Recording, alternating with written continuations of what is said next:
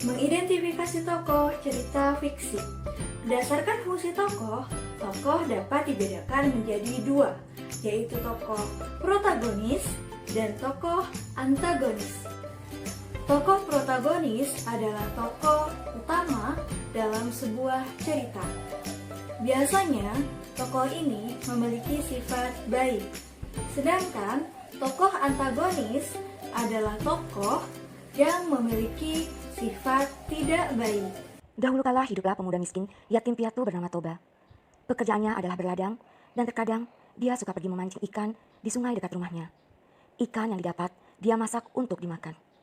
Suatu hari sehabis berladang, Toba pergi memancing di sungai.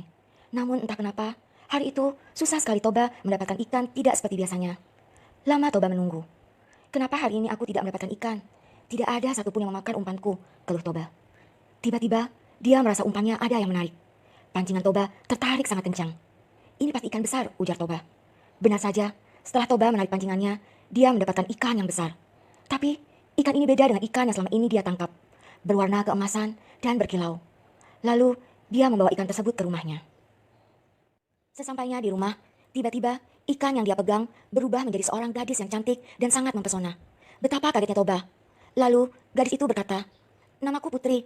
Aku dikutuk oleh dewa menjadi seekor ikan dan akan berubah oleh orang yang menyentuhku." Melihat kecantikan Putri, Toba jatuh hati dan ingin meminang Putri.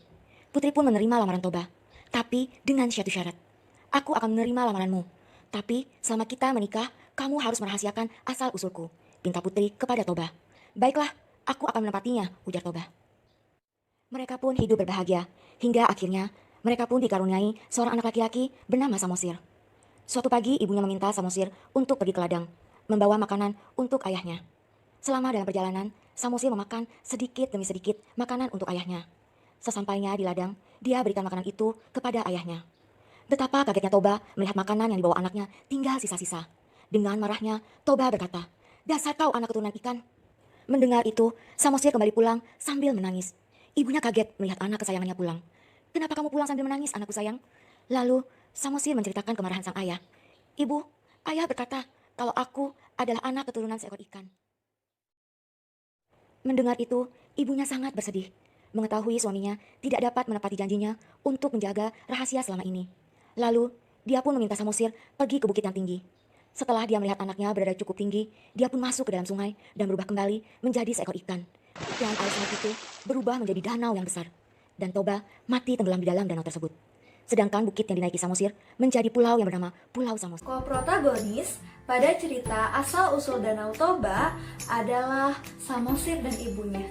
Sedangkan yang menjadi tokoh antagonisnya adalah Toba, karena Toba mengingkari janjinya untuk tidak memberitahu asal-usul dari ibu Samosir.